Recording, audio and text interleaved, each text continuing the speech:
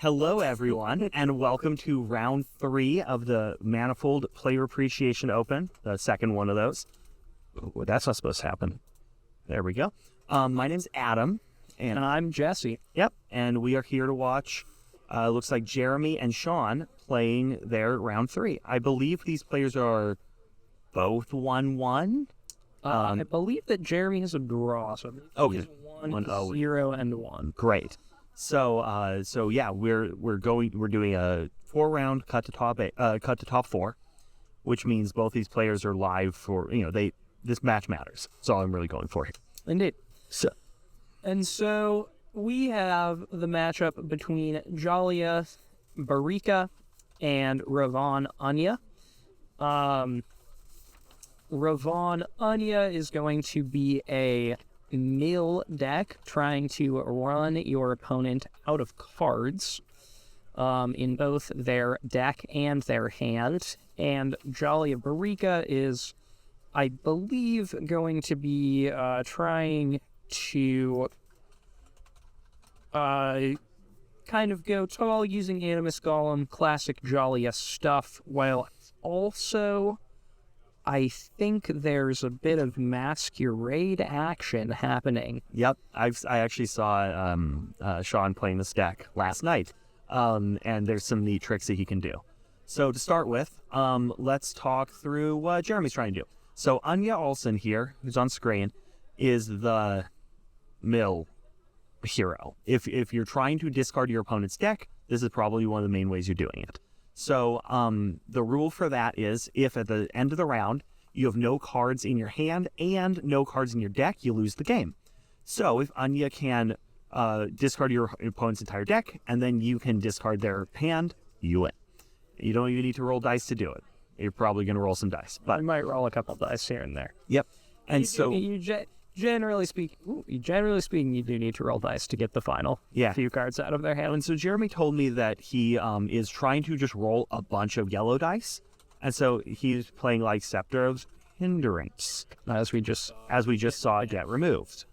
And so that's because this card yellow dice roll rend. Rend hits their hand, both meaning they can't have as many threats to kill you with, and at the end of the game when you're trying to get rid of their hand, you need to be able to make the discard.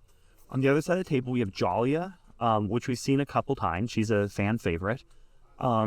She puts color counters on your support characters, and especially Animus Golem, which gets extra, who doubles the counters that you put on him.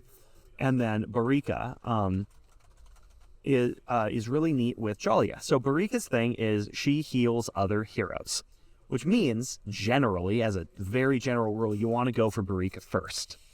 And so, she can't heal herself. Right, and so this creates a very interesting dynamic with Jalia in particular, because Jalia is a massive threat that is going to create a ton of advantage over the course of a game. Jalia just comes into play, just starts the game with a target on her. Yeah, the longer that Jalia survives in a game, I think that probably, and it has a compounding effect, too. So, each additional round that Jalia survives, your opponent probably becomes, somewhere between 5 to 10% less likely to win the game.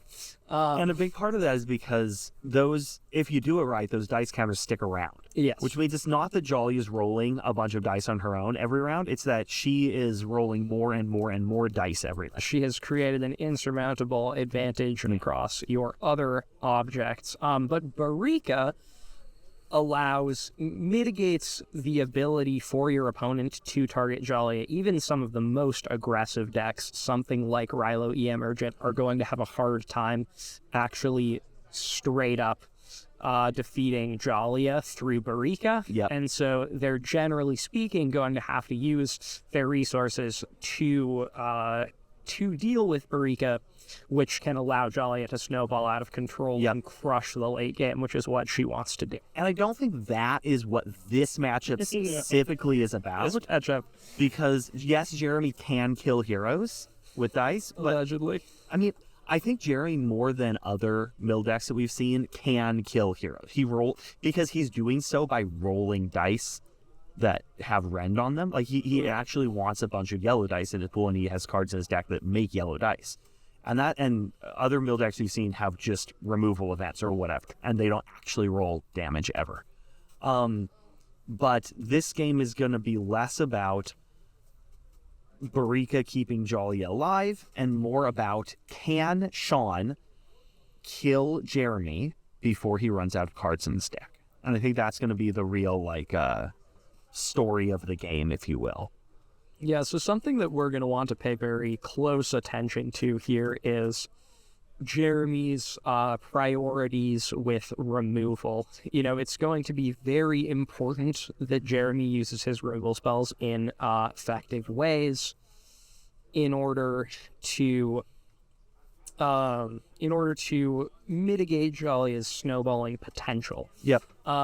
Because if Jolly is allowed to kind of exist unchecked and create More a bunch of premium dice across a large number of threats, it'll become a serious problem for Jeremy. Yep.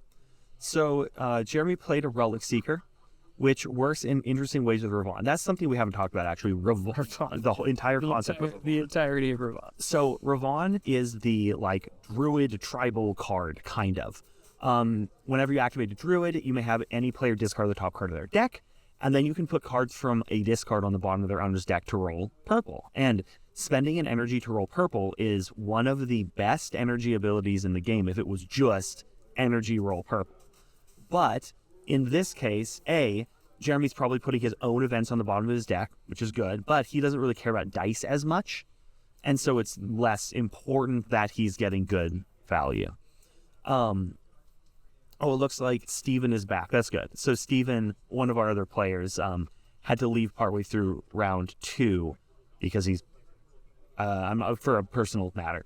But it looks like he's back now, so we don't have to do some weird thing with a drop or whatever. So that's good. Anyway, Ravon wants you to play a bunch of druids, and as it turns out, there's a bunch of little druids that are just good to play in these kind of dirtily event decks. One of them is one of my picks for best cards in the set. Certainly, Relic Seeker. So this is a 1-drop that rolls a white dice. It's a druid, and when it comes into play, you look at the top 3 cards of your deck, pick one, put any number on top of your deck, and discard the rest. So for Jeremy, this means a number of things. A, putting events in your discard for Ravon. B, it's a druid, so Ravon gets to discard cards from the top of Sean's deck. So right here, did he just play Diplomatic Meeting? Yeah. So Diplomatic Meeting. So anyway, Jeremy's playing Diplomatic Meeting here, which says reroll any 1 dice, then blank 1 dice, then sabotage 1, then remove a dice. And so when he does so, he gets to discard a card from the top of Sean's deck. So every event that Jeremy plays will mill 1 or 2 cards off of Anya. Yes, indeed. And because of that, Sean is trying to kill Anya as fast as possible. Right. So without Anya in play, the mill deck's clock becomes so much slower. Yes, to the point of being, if you're not most of the way there, you're not going to be able to close it out with just Ravon alone. Yep. You're not playing enough druids to actually get the value. Absolutely. There's a sub game here of, if you're going for Anya first, which you probably should, against the mill deck, do you kill Anya before she does an insurmountable amount of damage to your deck? And our first energy retracer of the day, one of the other contenders for best card in the set. Energy. I say that every card is the best card. This one actually truly above the rest. So Energy Retracer is a 4-mana support character, for gem support character that both removes your opponent's dice while generating you multiple of the same dice. Yep. So it will get cleanly-ish answered by an examine the specimens that'll just shoot it. Yeah. But it does leave behind a green counter. But also that means Shaw's discarding 2 more cards from his deck. Remember, every event, every 1 and 3 cost event because the number of cards discarded is up. So every 3-cost event is like really good. No, it's very significant. Very significant for Jeremy. And so something that we may see in this particular build of the Jalia deck is that something that you and I in particular have been theory crafting about the way that Jalia decks are supposed to function, because so it's kind of traditionally the obvious pairings end up with you generating a lot of green dice. And as we discussed in round 1, green dice really are not actually very effective at killing your opponent. Yes. Unfortunately for green dice. And so something that you have the opportunity to do if you would include another couple of supports that create blue dice, and Barika creates a blue dice. Putting blue dice, blue counters onto objects with Jalia is very powerful because they give you a lot of resilience and also have significantly higher damage output. Yes. So I don't know if we're going to see that necessarily play out in this matchup because the shields are a lot less important, but draw is also draw is a liability in this matchup. It kind of can be. If you can draw 30 cards, then your opponent's gonna do is gonna remove your deck, and then you're just gonna sit there and just win anyways. Yes, exactly. So there's break points, but there's definitely break points. Yellow green. Blue dice stacking blue counters on Adam's Golem is one of my favorite pet decks. Mm-hmm. And Barika is an interesting way to do it because you could actually play Stalwart on Barika. Yes, and then you just have the 2 blue. And you have the 2 blue on Barika. That's just kind of neat. And then it does put a bigger target on Barika, but Barika is already has that problem, and she becomes much more adept at defending herself. That's true. I don't think that's a particularly good idea because then they will go for Jolly or for Barika first, like they already were, and then you lose your prestige. But like, it's still neat when you have 6 blue counters on your Animal Skull. So we saw this Docide Thug cleaned up by Excommunicatus at the beginning of this round. Very nice, efficient removal spell, getting rid of that color counter, really kind of successfully dealing with the entirety of the Energy Retracer's value. Yeah. I would see Barika go down to, 8 health, I think? Looks to be that way. So Jerry is chipping away Barika, but again, I don't think that's the real story. It's not ultimately going to be the game plan, unless, of course, Jeremy happens to roll a bucket of dice and just hit a bunch of times. Wasteland Stalwart is actually kind of perfect in this matchup. For Sean. Wasteland Stalwart is incredible. It's incredible role player. It's small enough that Jeremy does not want to kill it, but then the moment you put dice counters on it with Jalia, it immediately gets shielded, at which point it becomes it goes from not worth being removed to unable to be removed in one action.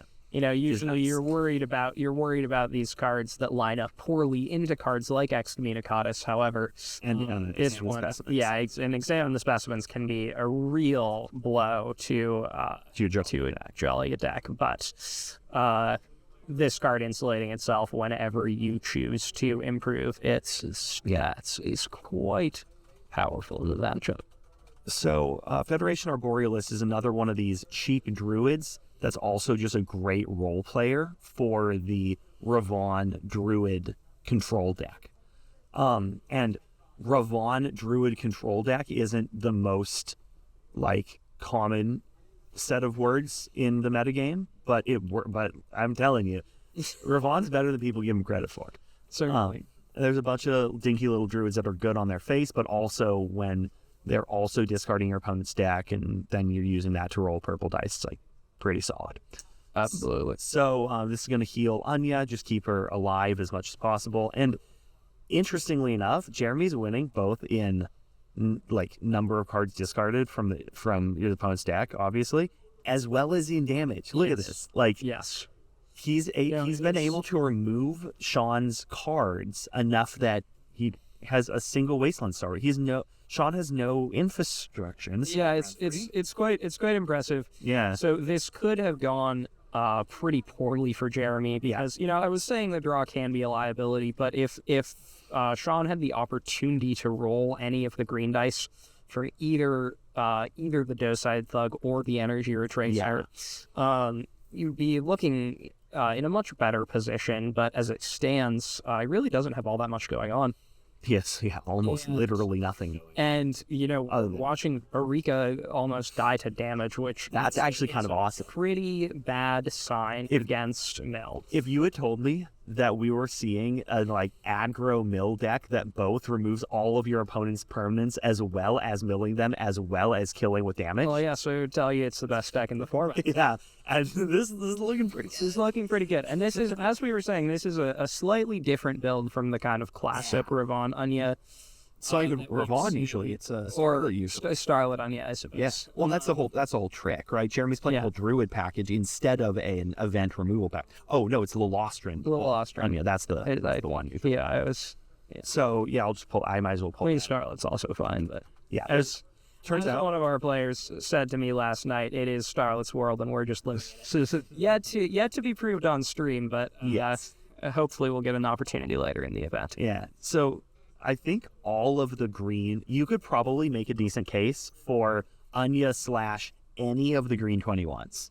Oh, they're all Erika to keep her alive. Green 21s. Yeah. Rama to put counters on your ethereal stuff like Rumble of the Grotto right here. Yes, Rumble of the Grotto, one of the more powerful rate cards. Yeah, it's just good. Game. There's something about just when activated Shield of Hero you control that when you get to use it whenever you want to. Like your opponent can't sabotage the shield. I mean, they can kill Rumble of the Grotto, of course. But wait, did we masquerading that activation? What's happening? Yes, I believe we masqueraded. Yeah, so this is something I was waiting to talk about. Yeah. Oops. This is the masquerade. This is the stream debut of Masquerade. Yes. I was surprised that this card is great. So this card is something. You pay 2 gems. You point to any support character in play. Its controller puts it on the bottom of their deck, and then gets to play a character for free, comes in exhausted. So what this means is, A, it turns your dinky little 1-drop into an Energy Retracer. Great, for 2 gems. Yeah. B, it's the best removal spell in the game if your opponent doesn't have any cards at hand. Correct. If they don't have some big monster. Yeah, notably gets around shields. Yes. So they have their shielded 6 red dice Animus Golems. Is you're like, put that on the bottom. Cujo is a structure in this. Cujo is a structure. Yes. There are a couple big characters, and there will be more big characters to masquerade into. Talpen Forces, that's a good one, because that has a good arrival as well. But either way, Masquerade is...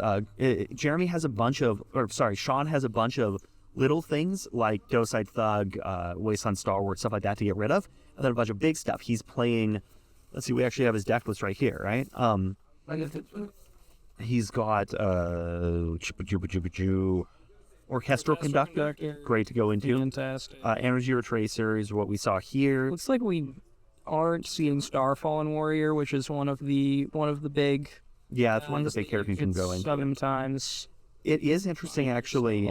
The Sean is playing 3. Where is it? I just saw it. Tyryn Grandhall. I'm not sure we'll see it in this matchup, but Tyryn Grandhall here is 4-drop, rolls 2 premium dice, and then looks to digs for characters, which, as it turns out, is kind of what you look into with Masquerade. Absolutely. Because then you can get a small thing if you need it, or a big thing if you need it, and then Masquerade into it. Yeah, and something, that you don't often see come up, but could certainly come up in this matchup, is that the cards like Docide Thug that you're putting on the bottom of your library may actually become relevant again late in the game. And that's pretty important. So the, well, there you go. Well, we're just going to remove... Just going to get rid of the Saboteur. Yep. So, Daring Saboteur here, there is some amount of push and pull gameplay being played here with the shielded Rumble of the Grotto and the Daring Saboteur staring it down. Sean would be pretty happy if you get rid of that shield and then activate the Saboteur and kill the Rumble. Yeah, but Witchfire. Is he playing Witchfire? He is playing Witchfire, but Witchfire doesn't hit Ethereal. Oh, it doesn't hit Ethereal. Absolutely. Oh, there we go. Black Market Saboteur. I'll do it. Or Black Market Profiteer. So this guy right here, cost 4, rolls 2 white dice, has 3 durability. It's really important for this card because he can return a non-mechanical support object to his owner's hand and takes damage equal to that object's durability, which means you can either bounce something that has 2 durability or less, and then he sticks around, or he just costs 4, returns something to their hand, goes to discard. Either way, you're pretty happy with it. Certainly. We've got some continuing discard. That Animus Golem is getting discard. I don't think Animus Golem is really that important this game because Jeremy has so much removal. I mean, but the problem is that Animus Golem is kind of the only way to dig yourself out of this hole. Oh, I agree. There's no... Sean has absolutely no pressure in this circumstance. Yeah. And is like you said, is getting out damaged and getting milled. And Yes. so if you find yourself in this situation, like Animus Golem definitely is one of the most effective ways to actually progress your board state into something that might become threatening. However, if you play it and then it gets immediately struck down or crackled, you're in some trouble. A+. So we've got a Crackle, killing Barika, and milling 2. It's just that everything's going great for Jeremy. And yeah, Jeremy is really, truly coming up, Jeremy. Sean has no infrastructure. I mean, he's got the Dairy Saboteur. This is the spot in which Sean could perhaps resolve an Animus Golem and untap with it. Yes. However, and logistics with it. What do we call it in this game? In the logistics phase? Well, no, like What? what's the untap word? Ready. Is there ready? Ready, yeah. And Which you do during the logistics phase. yeah, but it doesn't sound the same. You get to start the round. You get to start the round with it. Yeah. Yeah. I suppose that's good enough. Like, Sean could play Animus Golem and then dig in onto it. Yeah, absolutely. Dig in, shield. It's a bit unfortunate that we've already activated the Jolly just to create dice for no value because that would kind of be our one way. But I kind of have a feeling that there is not an Animus Golem in our future. I don't think so either.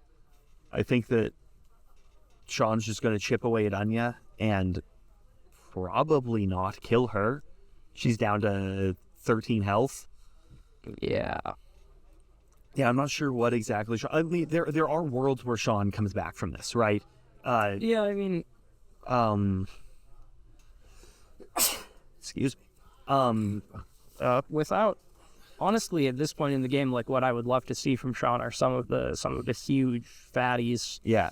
What if Really next round not is too many. play Animus Golem, play Orchestral Conductor, Okay. activate a bunch of stuff, shield my guy, Yeah, put counters on the Animus Golem. That could get there. However, you still have to find 30 damage Yes. before you just, like... Through a whole pile of removal. Yeah, it's gonna be pretty challenging to battle through I agree. what this green-blue deck has to offer. You know, I personally think green-blue has the best removal suite in the game. I think that is correct from a generalized perspective. Yeah. There's and so I think I know what I'm about to say isn't technically accurate, but it feels like blue and green together can answer a wider variety of board states than the other color combinations can. Well, and generally speaking, they also have the answers to the most impactful Yes, that's true. Object types and the most efficient answers to those types, like Strike Down. Yeah, Strike Down, killing any character, Crackle, killing any not killing any, but shooting any non-mechanical thing, and Oxidize and Return to Soil. Just like the combination of those, and I could pull up each of them. Very, very they're just efficient. really nice suite. And my point here is blue-green control is a nice place to start if you're trying to...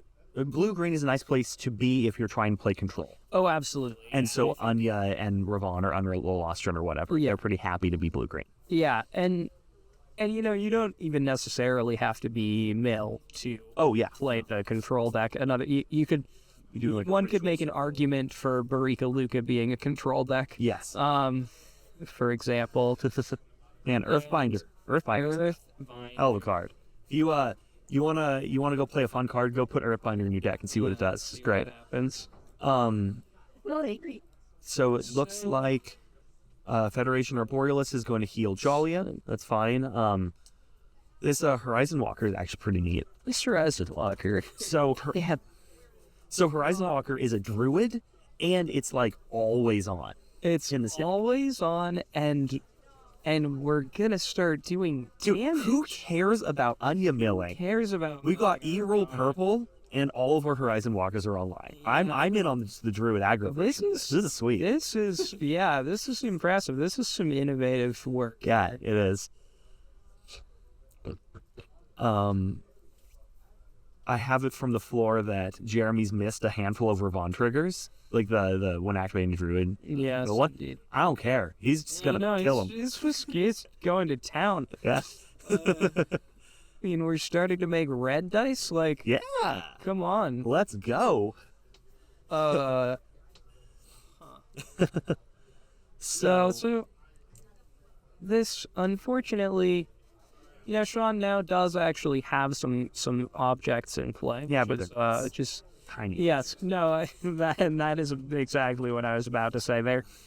He has developed any amount of board presence. However, it honestly is kind of comparable to what Jeremy's got going on, and Jeremy's answers are just going to be far more efficient. Like, Yeah. if Jeremy just fires off examine the specimens after this logistics phase, for example, Oh, that'd be so nice. the game just looks pretty over, unfortunately, for Sean. Okay. Rovon is man of the hour here. This is great. Yeah, truly. I do love it when someone plays a deck with heroes that I did not expect to see coming into the day, and to have it actually go well. I'm being good. It's incredibly cool to see people Innovate. innovate in the space that we have created. Yeah, absolutely. Right. All right. So yeah, we're just gonna start with rolling some dice from Jeremy, and while doing so, discard your opponent's deck. It's what is that, a Masquerade? Like that. It's pretty good. Why would take the red counter off of it? Oh my god, Wasteland Starward's so good in this deck. Wasteland Starward is so okay. Coming in. Or not, Wasteland Requiem. Sorry. Yeah. Okay, so Wasteland Requiem it rolls a red dice, it puts a yellow counter on something. Great. Then it has this other block of text that no one ever looks at, but it's so good here.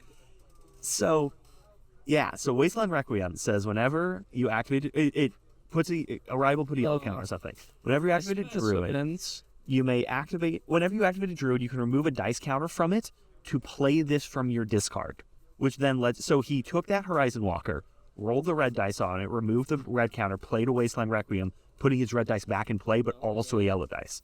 So unfortunately, the thing he put the yellow dice on immediately got removed. But like, still, this is great. I hate it when my screws drops get examined. It's always such a beating. Oh, Wasteland Requiem from the other side of the table. Yeah. Oops, all Requiems. Oh my gosh, how many Wasteland Requiems is Sean playing? Wasteland Requiems. 3, looks like 3. So, by discarding Sean's deck, Sean is getting Wasteland Requiems, putting counters on. This one did go for hand, but... Well, yeah. But now he's got a yellow counter. Okay, sure, yeah. Ooh, Oh, that's right a better back one. at ya. So, there was a world here where activating that Mana Proliferator let him play another Wasteland Requiem from the discard, putting I want to tracer it in the bin. Oh, okay, so that's getting rid of an energy retracer. That's getting rid of all of the... Now Sean doesn't have any color counters on Druid, so he can't do another Wasteland Requiem chain. Yeah, although, Which there's probably a Wasteland Requiem in his discard I'd have to, I would assume. Yeah, but love Wasteland Requiem coming out to play. Card's great. I think the card is better than I ever give it credit for, because it's just always good. It's interesting. It's great, right? It's not exactly flashy, but Yeah. When its floor is very high. Its floor is that's a really good way to put that, yeah. Its floor is very high, and its ceiling is actually also very, very, very high, as we have seen here. A dream scenario with Wasteland Requiem is kind of nonsense. Yeah, although the back and forth, the specimen exam we're seeing has kind of... But remember, every time we go back and forth on examine the specimens removing stuff, Jeremy gets up because he at the same time is discarding his opponent's deck. Yeah. All right, so while we're going here, we have a tournament report for the metagame.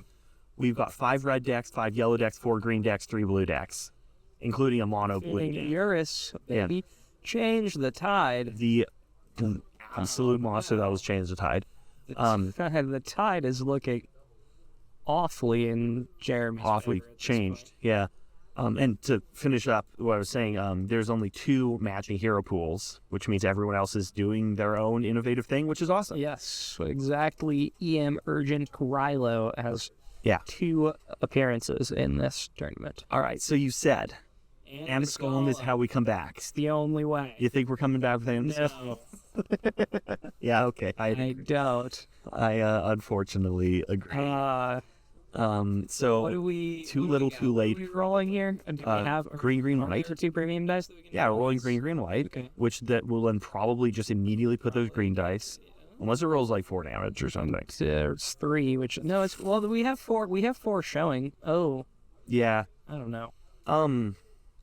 Yeah, you kind of have to. I think you have to do this. Yeah, Animus Golem. So we're getting rid of some of our best green dice rolls in order to put 2 green counters on Animus Golem, which is good for next turn. If you think that your way out of this is next turn, put 10 counters on Animus Golem and activate it, then Well, I mean, this makes sense. well, it's kind of got to be that, like, there's no other way that we're finding No, 22 damage, unfortunately. yeah. Jolly is at, Okay, 8, I think?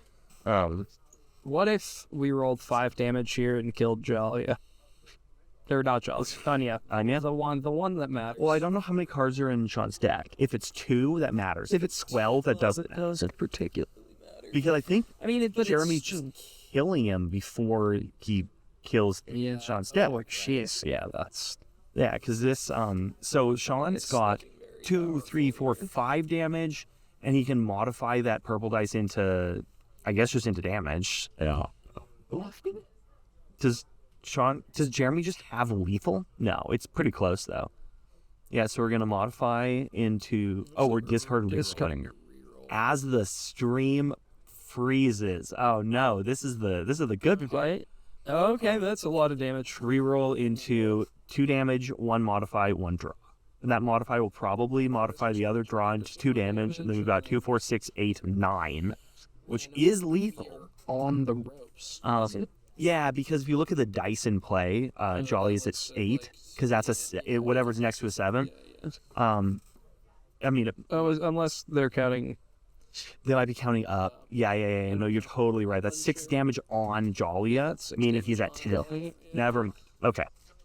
So it's not lethal, but it's like, But it's real good. Quite real scary. It was awful close. So there's something we said in round 1, which was green dice aren't good at defending yourself. Yes. And look at this dice pool. Yeah. We've got green dice, white dice.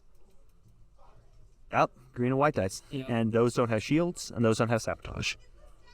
Now, if Sean survives the next round, which he's gonna literally survive the next round, but he'll be at It'll be at, like at 3. the 3. Yeah, How bad could it really be?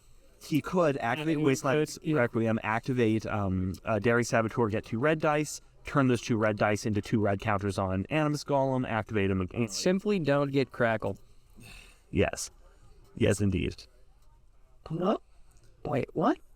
I think Jeremy discarded a card in his hand to try to hit damage and failed to do so, or he modified into shield. I think Jeremy's trying to win. Trying to make sure that he does the maximum number of dice possible. Something like that, yeah. I feel like... I'm not sure exactly what the end of that round, because I thought we were going to modify the damage. I thought we were going to put jump. Take off the shield and then do 2. But I don't actually hate ensuring that our principal doesn't die immediately. Yeah. So it looks like Jeremy's just going to start by rolling green, green, white off the Animus Golem, which in one sense... Which was purple than before. What?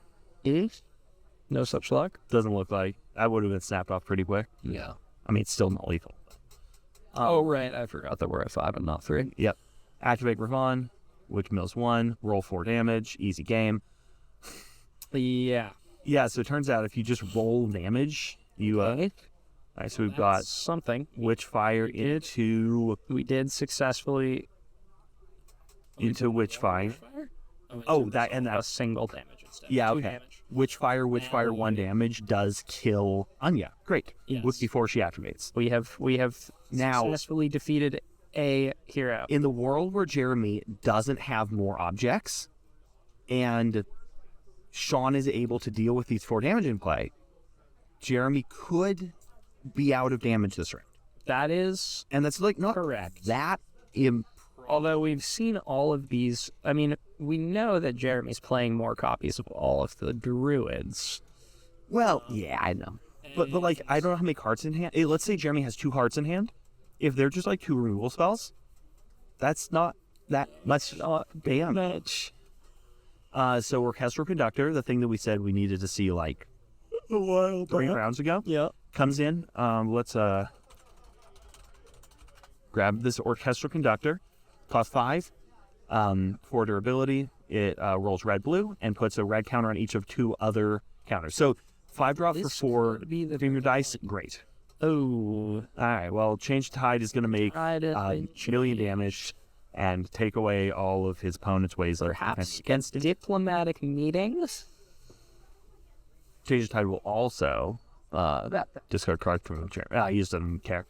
Oh no, because Anya's gone. Anya's gone. What am I saying? Yeah. Yeah. Okay. So Jeremy just needs to roll straight shields. He didn't roll a shield right there, which means right now, if he doesn't have a way to deal with this damage, Sean is currently dead on. Diplomatic meeting.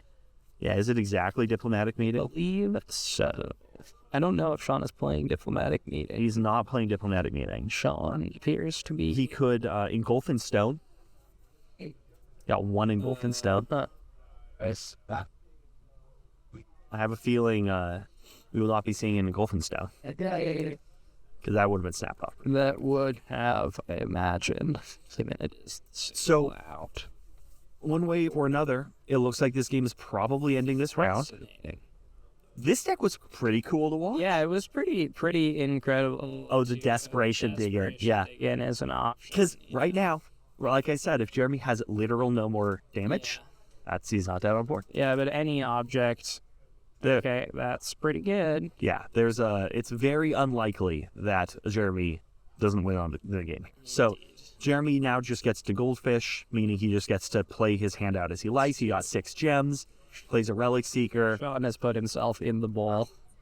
activate this. Are we going to see?